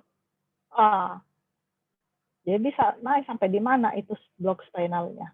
Kita tidak mau terjadi sampai hemodinamiknya misalnya terganggu, atau dia sampai terjadi spinal tinggi atau total spinal. Ya, nah itu yang harus diperhatikan. Spinal tinggi, ini kalau dia sudah lewat sampai ke atas. Nah, saya pakai bantal. Atau post-op pasien-pasien yang di regional, itu bednya naik 30 derajat ya. Nah, itu yang jadi masalah kalau kau terbalik kasih masuk bed. Kasih pindah pasien di bed, yang kaki di kepala di kaki. Nah, itu nggak bisa lagi dinaikkan itu kepalanya. Nah, itu harus hati-hati. Untuk blok epidural sendiri, angulasinya, nah ini kalau spinal kan angulasinya seperti ini ya, tidak terlalu tajam. Tapi makin ke sini dia mengikuti model spine dari torakal. Jadi di torakal itu angulasinya lebih tajam, 30 sampai 50 derajat ke cefalet. Sedangkan untuk di cervical dia lebih tajam turun, tapi posisi pasien lebih sering kalau bukan duduk dia miring lateral. Biasanya begitu kalau untuk pasien nyeri kronis. Nah, ini di lumbar.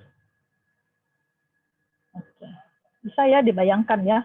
Jadi ini menjadi panduan, ini diingat-ingat pada saat kita memasukkan jarum, epidural ataupun spinal, kira-kira ini model spine-nya di dalam seperti apa. Gitu. Jadi kita bisa membayangkan jarumnya kita itu kalau dia mentok, dia tabraknya apa, terus kita arahkan kemana supaya dia bisa masuk. Ya, oke. Nah, untuk anak, Dok. ya, apa? Sefalat dok, sefalat. Ya, sefalat. Oke. Jadi ini kalau anak kita pakai blok kaudal, kita harus bisa raba sakral hiatusnya di mana. Dan ini kalau ini bukunya Morgan ya. Jadi ini jarumnya lurus berapa derajat ini? 45 derajat, terus ditarik sedikit dan dibengkokkan sampai kita masuk ke dalam menembus sacrococcygal ligament. Ini dari sakralis hiatus itu. Nah, sebenarnya bisa juga kalau kita pakai USG, tapi kan anak-anak ini harusnya kalau untuk anak idealnya diberikan pada saat dia sudah teranestesi. Jadi sudah di anestesi, lalu diberikan injeksi untuk anestesi regional kalau mau di-combine. Jadi selalu anak itu apakah kita masker dulu, terus intubasi, baru dimiringkan untuk diberikan kaudal atau dipasang epidural. Oke. Nah, itu tadi blok neuraxial. Nah, sekarang blok saraf perifer ini kita pakai dengan penuntun USG. Harusnya kalian sudah familiar dengan USG itu yang ada di OK yang ditaruh di atas dan dengan poster-poster yang sudah dipasang ya, karena ini materinya saya ambil aja dari poster itu yang lebih gampang, lebih familiar lah kita lihatnya. Kenapa kita pakai ultrasound USG? Apa keuntungan dan kerugiannya? Bagaimana gambarannya? Nah, ini kita belajar, kan kemarin sudah ada kuliah dari Dr. Takdir waktu workshop ya. Oke. Nah, jadi memang dia alatnya non-invasif, low cost sebenarnya, tapi mungkin untuk awalnya agak mahal waktu di alat ultrasonnya. Ini bisa dipakai di obstetrik, kardiak, penyakit dalam, urologi. Oke, nah ultrasound imaging sendiri biasanya dibilang sonografi, makanya kita singkat saja dengan USG. Nah, ini ada menggunakan jadi pantulan dari gelombang suara untuk melihat pantulan di dalam organ dalam. Jadi seperti X-ray tapi dengan cara ini high frequency gelombang suara. Jadi dia tidak menggunakan ion radiasi. Beda dengan yang kalau X-ray itu. Jadi tapi tujuannya sama, kita mau lihat organ di dalamnya itu apa. Keuntungannya kita bisa melihat secara real time. Kalau X-ray kan tak bisa. Dia capture dulu baru ini. Kecuali kalau mesin siam. Nah, mesin siam itu dia pakai X-ray, dia bisa langsung lihat pada saat itu. Nah, makanya tuh ortopedi itu dia pakainya ini kan dia mau cari real time-nya itu. Nah, kita USG kalau mau blok saraf kita pakai USG, kita juga bisa dapat gambaran real time-nya seperti apa. Oke. Guiding procedure. Jadi banyak yang dipakai sebagai prosedur guiding. Nah, kerugiannya bukan sama sekali maksudnya kerugian itu sebenarnya beda. Beda tangan, beda operator, beda hasilnya juga karena dia sangat-sangat operator dependent. Dan ada juga yang berpendapat mahal. Kalau ketemu tulang atau udara, dia terbatas gambarannya. Dan struktur di dalam kadang bisa jelas terlihat, kadang juga tidak. Nah, ini pengambilan gambar dari ultrasound sendiri. Ya, ini prop-nya, itu kita harus lihat. Kalau habis pakai, saya selalu track-track ya, dibersihkan, dicuci, jangan sampai ini kristalnya ini rusak di prop-nya itu. Karena kalau sekali dia rusak, gambarannya jelek nih nanti, ya, rusak USG-nya kita. Nah ini, karena direfleksikan cahaya itu lewat ini kristal ini. Oke. Nah, harusnya semua alat ultrasound itu terdiri dari transducer. Jadi kalau pada saat mau memblok, kita harus bisa tentukan kita mau pakai prop yang mana, ya. Nah, makanya itu poster yang dipasang itu sudah lengkap sekali prop panduannya, pilih propnya apa, ada alatnya, komputernya, nah, displaynya. Nah, kita harus membiasakan masing-masing alat USG-nya kita dengan caranya kita pakai. Tapi itu kan kayak bawa mobil ya, mobil yang ini terbiasa ininya di sebelah mana, tempat minumnya di mana, ininya. Nah, itu semua sama aja semua sebenarnya. Komponennya sama. Nah, ini ada frekuensi, low frekuensi atau high frekuensi. Low frekuensi yang curve linear untuk high frekuensi, ya. Frekuensi tinggi, ingat tampilannya lebih bagus tapi penetrasinya singkat dibanding yang frekuensinya rendah tetapi tampilannya bisa sampai ke dalam. Ini berbagai macam prop ultrasound, mungkin ya makin kalau ada mesinmu yang sudah selengkap ini alat, saya nggak tahu sampai berapa harganya, karena idealnya paling tidak kita punya 2 macam prop, yang linear dengan yang curve. Kalau untuk kardiak kita mau cari yang kecil ini, yang ini yang kardiak. Terus yang ini kayaknya untuk transvaginal ya, itu yang mana mau di transvaginal. Oke. Ya, itu tergantung negonya pada saat kalian beli alat ultrasound atau rumah sakitmu mau beli alat ultrasound. Ini peruntukan USG-nya untuk apa? Itu harus diperjelas dulu. Jangan sampai kita mau lihat yang mana gambarannya, terus settingannya yang mana. Nah, itu untuk MSK ini kebanyakan kita pakai linear. Nah, punya kita yang GA itu sudah rusak curve-nya. Untunglah kita banyakkan pakai MSK, jadi curve linearnya masih bisa dipakai yang kecil itu ya. Yang barang bantuan itu belum ditarik. Mungkin bisa 3 bulan bertahan yang besar itu. Jadi dilihat memang nih baik-baik. Oke, setup dan equipment, ini alat-alatnya, apa yang disiapkan, sudah tahu semua. Obat-obatnya disiapkan bagi, seperti membuat regional. Oke, posisi lagi, posisi yang penting, jangan sampai kita selesai melakukan blok, jadi kita yang di blok karena keseleo. Oke. Jadi harus ada posisi yang ergonomis. Nah, ekogenisitas kita harus bisa membedakan yang mana yang hipoekoik, mana yang hiper-anekoik atau isoekoik, ya. Oke, nah ini ada yang namanya gain. Kalau di punya kita yang kecil sudah otomatis nih semuanya. Yang besar itu cuma pinjaman, masih bisa kita atur gainnya. Nah ini kalau ada isotropi yang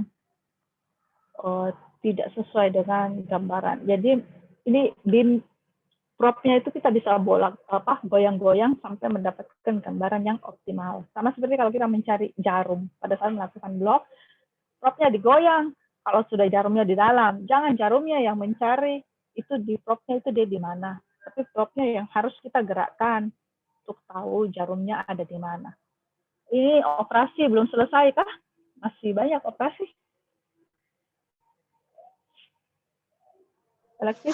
Tapi dok sudah selesai dok, sisa pasien dipacu dok baru keluar dok. Tapi. Oh, oke. Sedikit lagi ini. Penampakan jaringan, misalnya, besok libur ya, jadi nggak visible ya. Makanya saya ngambilnya sore sampai sore ini. Vena itu bagaimana? Kalau kita vena itu kita tekan, press, dia kolaps. Kalau arteri dia nggak kolaps, jadi jangan ditembus ya kalau ada seperti itu. Ya. Gambaran lemak, otot, tendon, ligamen yang mana. Scan-nya bisa transverse atau longitudinal. Jadi short axis atau out of plane atau long axis atau implant. Kalau untuk ekstremitas atas kita pakai blok plexus brachialis yang paling sering. Jadi plexus brachialis itu dikatakan hampir merupakan spinalnya ekstremitas atas. Karena satu itu semua sudah terblok. Cuman kekurangannya kalau kita spinal, satu kali kita masukkan obat bilateral, dia kiri kanan. Kecuali kalau kita sengaja mau buat spinal unilateral. Tapi kalau di plexus brachialis kan dia sudah terbagi kiri dan kanan. Ya makanya kalau kerja kiri kanan ini di generalmu. Karena kalau tidak dua sisi kiri kanan yang harus diblok. Nah, itu kita harus perhitungkan lagi baik-baik berapa obat anestesi yang kita mau masukkan, berapa dosis toksiknya. Jangan sampai melebihi dosis toksik. Nah, blok endoskalen sendiri ini dari poster ya, nanti dibaca yang masih di OK itu di poster tuh sama, tapi mungkin tulisannya di poster tuh kecil. Kamu harus lihat baik-baik. Ini surgery di shoulder, distal clavicle atau proximal humerus. Nah, endoskalen dia lebih naik ke atas kan, dia di C456. Nah, ini tekniknya dengan implant dari lateral ke medial. Oke, harusnya ada terlihat deposit lokal anestesi di endoskalen group. Jadi antara otot anterosternocleidomastoides dan medial sternomastoid. Nah, ini begini posisinya. Ini trakea, posisinya endoskalen. Ya, gambarnya harus mau dilihat ini nih, kayak seperti lampu merah yang ada 3 ini, berapa deretan ini anestesinya, sarafnya, plexusnya ini. Nah, inilah di sini obat anestesinya kita. Paling 10 cc sampai 15 paling banyak. Jangan jarum kita harus lihat ujungnya, jangan nabrak vertebral artery ya. Ini vertebral artery di bawah. Keuntungannya kalau kita pakai USG, kita bisa lihat nih, oh ini di bawah sini ada arteri. Kan sudah kelihatan, makanya jarumnya harus kelihatan ujungnya di mana, hanya sampai di sini saja. Jangan syuk lewat salah ini, dia masuk di sini. Dan anestesi lokalnya masuk di arteri vertebralis. Habis deh. Ya kan kalau dikasih bupivacain 10 cc masuk di arteri vertebralis. Nah, ya, jadi itu harus hati-hati. Aspirasi, clear, tidak ada darah, terus kita masuk pelan-pelan. Dan kita harus bisa melihat deposit anestesi lokalnya itu ada di mana. Karena kalau dia masuk di arteri, pasti tidak ada deposit anestesi. Ya, kalau dia masuk di pembuluh darah. Dan pasiennya mungkin langsung kolaps. Nah, itu kita harus lihat. Ya, itu. Nah, alatnya sebenarnya sangat safety, meng-guiding kita supaya sangat benar-benar safety, jadi kita harus pakai betul-betul ya. Untuk turun di endoskalen, kita dapat supraclavicular. Nah, ini juga kemarin sudah banyak materinya. Supraclavicular, semuanya untuk operasi tangan. Ini sama aja. Nah, tadi kan posisi probe-nya di sini. Nah, sekarang ini dia turun di sini, kalau supra. Kalau infra dia turun ke bawah clavicular. Namanya infraclavicular ya, berarti plexusnya sudah ada di infra, letaknya berubah. Oke, jarumnya yang pendek sama dengan endoskalen ya. Jarum 5 cm saja, jangan yang jarum 8 cm. Saya suka track-track kalau mau blok yang di bagian sini terus dikasih jarum panjang. Oke. Nah, inilah gambaran plexus brachialis di level supraclavicular. Nah, ini honeycomb appearance, ini deposit anestesi lokalnya. Oke, ini juga jangan sampai jarum kita hit subclavian arteri di sini, arteri subclavia. Ya sama itu, ya. Itu harus perhatikan baik-baik. Kita harus benar-benar membedakan ini hitam-hitamnya ini dia bagian dari saraf atau dia bagian dari pembuluh darah. Nah, kalau USG-nya yang cantik itu yang dipinjam, itu jelas yang di mana pembuluh darah kan dia berdenyut warna-warni itu merah biru. Kalau yang ini tidak ada berarti ini saraf ya. Ini ribs costa pertama dan di bawah sini kalau kamu tembus masuk di paru jadi pneumotoraks pasiennya bisa. Nah, itu harus hati-hati. Supraclavicular kalau blind lebih besar kemungkinan untuk terjadi pneumotoraks. Jadi jangan sampai terjadi pasiennya pneumotoraks. Oke. Kalau intraclavicular dikatakan lebih aman, walaupun tidak menutup kemungkinan bisa terjadi pneumotoraks juga, tapi tetap dikatakan dia lebih aman karena dia letaknya lebih di bawah ya. Cuman kalau infra letaknya lebih dalam, walaupun tetap kita pakai probe linear, nah posisinya seperti ini ya, di bawah clavicular, ini clavicular di bawahnya. Nah, ini dari poster loh. Nanti lihat ulang posternya. Nah, kalau dipakai nerve stimulasi, ada twitch dari tangan, jari-jari. Gitu. Nah, di sini. Pakai jarumnya yang panjang. 8-10 cm. Karena dia dalam. Jadi dia biasanya kalau 5 dia belum sampai di dalam ini intrapartikularnya. Gambarnya begini. Nah, ini lihat. Ini saja sudah sekitar 4 cm ya. Jadi kalau jarumnya serong, pasti dia lebih dari 4 cm. Nah, ini lateral cord. Ini kalau ke arah kepala lateral, posterior, medial cord. Ada yang bilang dia kasih 3 tempat injeksi. Dia taruh di sini, di sini, sini. Tapi sebenarnya kalau kamu sudah dapat di lapisan perineumnya, satu saja tempat injeksi, dia akan mengelilingi arteri aksilaris sehingga terjadi deposit anestesi lokal sekelilingnya. Nggak usah jarumnya diganti-ganti. Itu menyebabkan risiko yang lebih besar lagi untuk nusuk tempat yang salah. Nah, ini blok aksiler sama. Biasanya dibikin blind kalau di daerah. Banyak seniormu ini bisa bikin blind. Apakah mau transarteri atau mau para-arterial. Jadi kalau pakai USG dipasang juga, tapi posisinya tidak terlalu bagus. Saya lebih suka kalau ada USG kita pakai supra karena plexusnya masih menyatu. Kalau di infra, plexusnya juga sudah hampir menyebar. Apalagi kalau di aksilaris. Musculus cutaneous nerve-nya itu dia agak ke bawah. Jadi memang dia agak lain tempatnya. Nah ini. Dari bicep, ini arteri aksilaris. Nah, ini dia. Kita harus 2 tempat deposit anestesi lokalnya. Biasanya dia terpisah. Kita memang harus injeksi di bagian ini, lalu ke bagian ini untuk mengcover musculocutaneous nerve-nya. Oke, itu ekstremitas atas, dan ini menjadi ekstremitas bawah, blok saraf femoral. Femoral di situ biasanya kita bikin fascia iliaca, kalau kita tidak mau langsung ke saraf femoralnya, ya. Jadi ini iliac spine arahnya di sini. Kalau fascia iliaca kita lebih ke lateral karena kita hanya mau mencari apa yang kemarin tuh kuliahnya asis anterior superior iliac spine-nya. Oke. Kita pakai jarum yang pendek saja.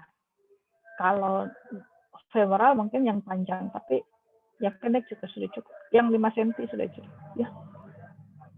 Nah, ini femoral nerve-nya, femoral artery, kita harus hati-hati lebih ke medial. Jadi dari lateral ke medial, ini adalah fascia iliaca. Kalau mau kita hanya taruh di lapisan fascia iliacanya saja. Nah, makin ke sini pasti dia ada ini gambaran siasnya di sini di ujung. Nggak kelihatan nih. Oke, bisa ya ngerti gambarannya. Kalau saphenous atau adductor canal block. Nah, inilah adductor canal block kalau misalnya post operasi TKA. Dulu waktu sebelum pandemi operasi TKA banyak sekali, cuman karena pandemi jadi diprioritaskan mana yang benar-benar sangat priority untuk ini, jadi kayaknya mereka mengurangi. Tapi sudah mulai lagi operasi dini di lutut. Nah, penggantian lutut itu sudah mulai sering, jadi kita blok pakai nervus saphenous, lokal anestesi ada di vastus antara vastus medialis dan otot sartorius. Nah, di sini biasa posisinya agak aduktif sedikit, ya, dari lateral ke medial. Jarum panjang, jarumnya yang 5-10 cm. 8 lah boleh. Atau jarum spinal kalau nggak ada nerve stimulator mau nggak mau ya kita pakai jarum spinal. Oke. Di sini ini gambarannya. Kamu harus lihat segitiga triangle femoral. Jadi segitiga femoralis. Ini di atasnya arteri femoralis ini adalah sartorius muscle otot sartorius. Nah, nervusnya sendiri kadang terlihat, kadang tidak. Jadi nggak usah kita harus mau melihat nervnya. Yang penting kita ada di sini dan kita sudah berada benar di tempat hemal triangle-nya. Wah, depositnya anestesi lokal di situ lah. Lebih 95% pasti sampai nurse-nya sudah ikut terblok. Oke, 10-15, tapi saya sering pakai 20 cc. Oke, kalau untuk blok popliteal sendiri kita berikan operasi-operasi di bawah, di tungkai bawah, tendon Achilles atau kaki ya, implant atau outplant, sciatic nerve, antara tibialis nerve dan common peroneal nerve. Oke, dari sini kalau pasiennya miring, yang susah kalau post-op di bawah sini udah terpasang-pasang semua X-fix. Makanya kalau popliteal kita usahakan harus dibikin sebelum operasi, karena dia posisinya mau miring atau tengkurap. Ya, pakai juga prop yang linear, jarum yang kecil, gambarannya kita harus lihat. Nah ini, yang seperti ini, kemarin saya kuliah saya. Ada gambaran tibialis nerve dan common peroneal. Ini sciatic nerve yang menyatu, baru mau terpisah menjadi nervus tibialis dan common peroneal. Disinilah tempat injeksi yang paling ideal, karena dia bisa dapat ngeblok dua-duanya. Ya. Oke, pada saat dia mau terpisah. Jadi sebelum terpisah. Jangan juga terlalu di atas. Kalau terlalu di atas dia sciatic, ya jadi saphenus juga lagi kembali. Nah, oh, dia di belakang. Nah, itu bersambung lagi. Jadi dia belum kena. Nanti kira-kira sekitar berapa? Mungkin 4-5 cm dari ini, fossa popliteal. Makanya dikatakan blok popliteal. Padahal bukan secara popliteal. Nah, dia dari sini. Oke. Sampai di sini. Sekian dan terima kasih mengenai blok saraf neuraksial dan saraf perifer. Ada yang mau ditanyakan? Wansus dok, mau bertanya dok. Ya. Dok, tapi dok izin bertanya dok tentang blok neuroaksial dok, terutama spinal dok.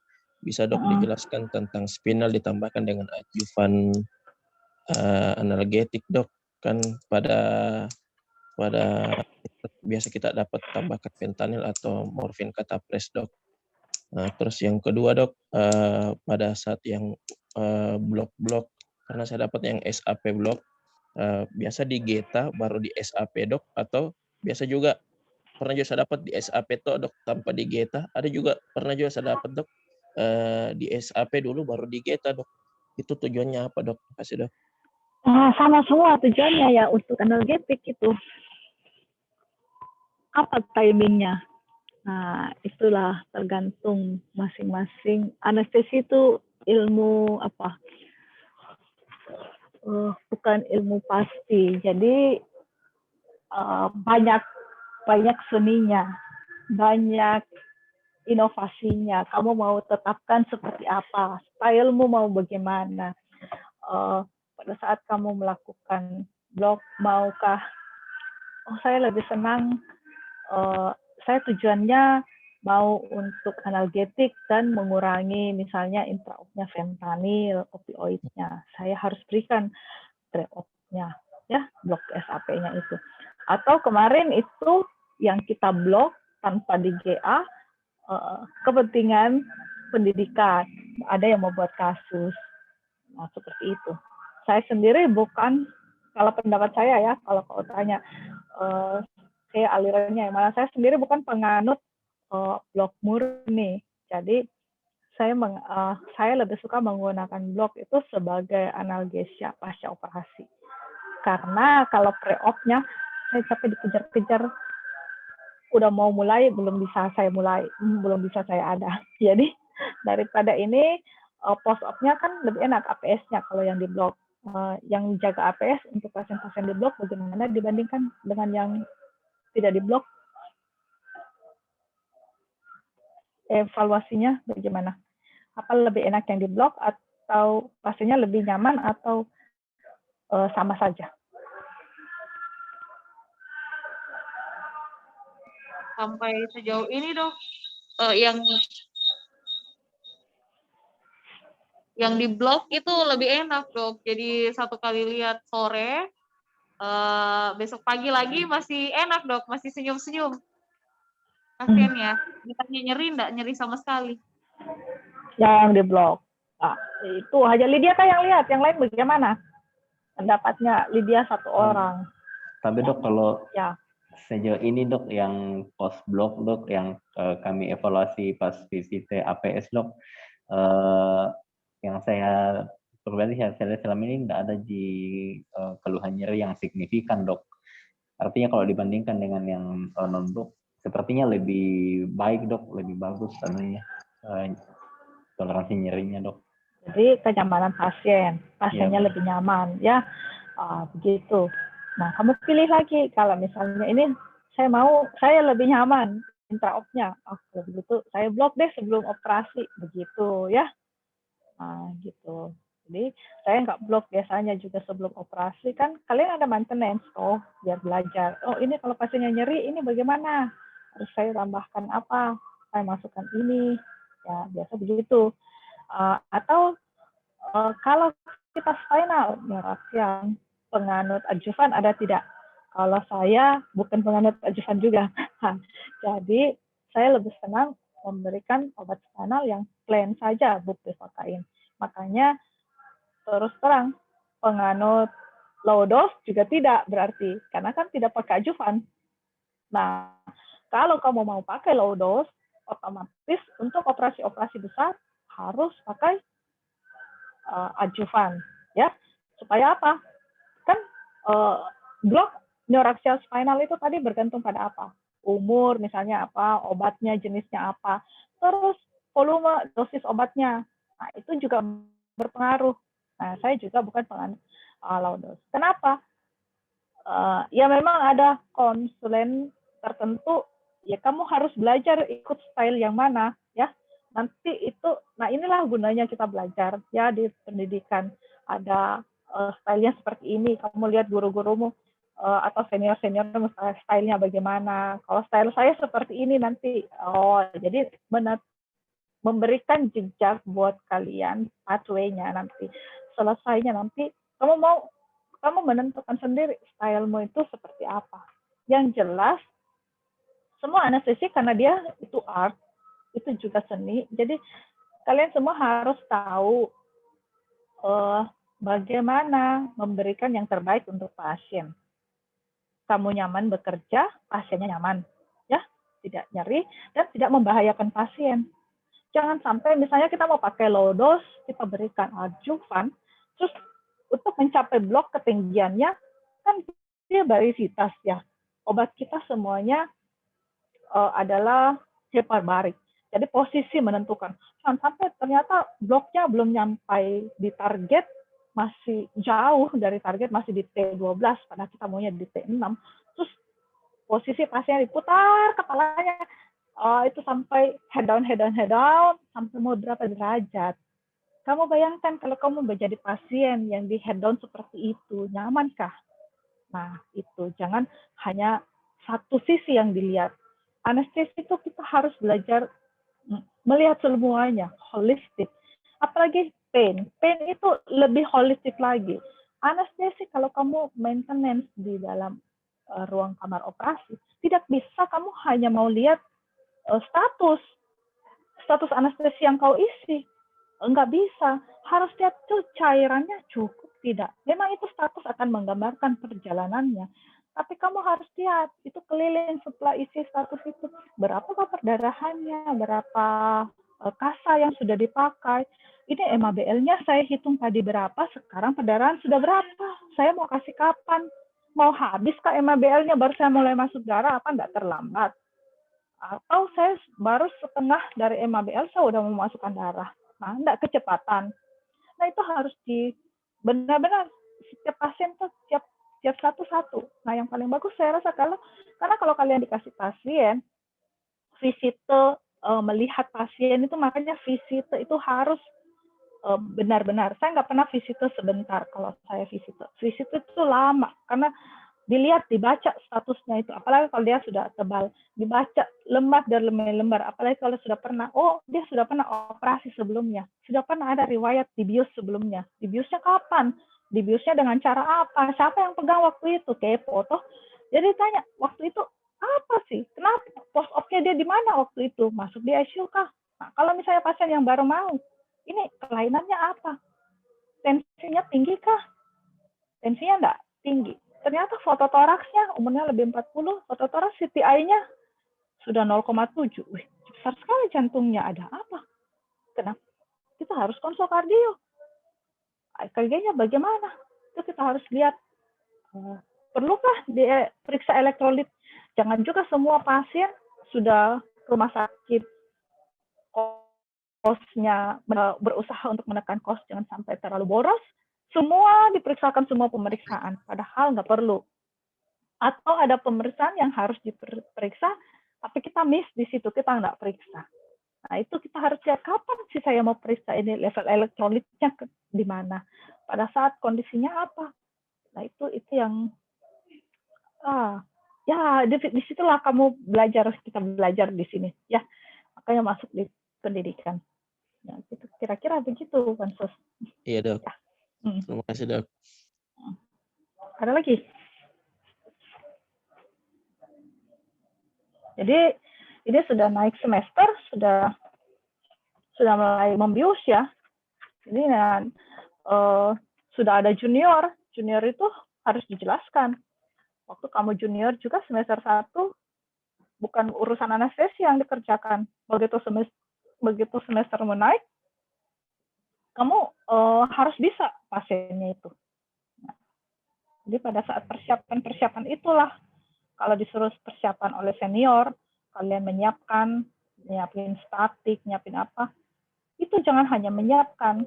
Kita harus tahu kenapa sih kita siapkan ini, kenapa dia perlu ini, kenapa obat ini, dosisnya bagaimana. Memang itu sudah ada kayak nyanyiannya, jadi itu kamu bikin. Tapi kan kenapa juga sebenarnya bisa begitu? Kenapa kalian belajar nih di situ? Nah, itu dia yang membedakan pendidikan sebagai anestesiologis dengan penata anestesi. Ya, bisa ya? Iya, Dok. Saya harap semua. Iya, Dok, bisa, Dok. Dan ya, semesternya bisa lebih bagus ya. Amin. Tugasnya dibikin, bukan hanya skills yang dikejar, ilmunya juga. Ya. Amin, Dok. Ilmunya. Amin, Dok. Amin, Dok. Semua nggak perlu orangnya pintar, yang penting mau belajar, mau dikasih tahu, mau dengar. Kalau ada yang salah, langsung ngaku salah. Dan kalau lapor semua apa adanya. Karena yang paling tahu pasien kalian. Kita kan nanti, saya datang lihat visita baru kita lihat. Kalau ini kan hanya dengar dari laporanmu semua. Kalau kau semua lapor bagus, terakhirnya pasiennya mati. Nah, habis itu. Kenapa bisa mati? Padahal lapornya dari awal bagus. Nah, itu morning report di situ. Mungkin sekarang agak susah kalau morning reportnya ini ya. Rasa efektif nggak itu? Ya mau nggak mau ya kondisinya begini sekarang. Dulu kita morning report di situ ajangnya kita belajar, Mas ya. Kita udah tahu kan dikasih pasien ya. Tiap hari saya dapat pasien ini. Jadi kalau dapat pasien ada komorbid hipertensi atau ada DM-nya, oh itu punya buku planning diisi. Berikutnya dapat ketemu pasien dengan itu, udah tahu buku planning itu waktu saya tulis hipertensi bagaimana, tentang DM bagaimana, dari buku ini. Jadi nggak akan dilupa. Atau pasiennya ada minum, dia epilepsi, dia minum anti epilepsi. Apa sih pengaruhnya terhadap epilepsi? Terus kamu tulis memang nih. Atau masuk di spinal, pasien yang di spinal, uro misalnya. Udah, kliennya ini. Udah dicatat semua. Jadi pada saat itu kan nanti 5 tahun itu pasien mau berulang. Gitu aja terus. Kenapa sampai pendidikan begitu lama? Kalau kau hanya mau bius-bius saja begitu, bosan nih. Kau pikir kau sudah tahu nih semuanya. Karena masih banyak yang belum ditahu. Sampai sekarang masih belajar terus. Ya, sama juga saya masih belajar terus. Mau di apa? Oke. Lagi sudah ya? Kuliahnya. Cukup ya dua materi ya, adjuvan dengan Dr. Arah, paling tidak kita kenal dan kalian tahu adjuvannya seperti apa, obat-obatnya apa. Gak apa-apa, bisa diskusi lagi. Iya, baik, Dok. Terima kasih dok. Baik dok. Silakan. Lagi ya, terima kasih semuanya.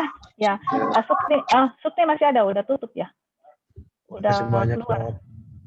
Ya, oke. Dok. Ya, saya live ya. Terima kasih Ya dok, semuanya. terima kasih banyak dok. Terima kasih dok. Terima kasih dok. Ya, Terima kasih banyak dok. oke. Terima kasih dok.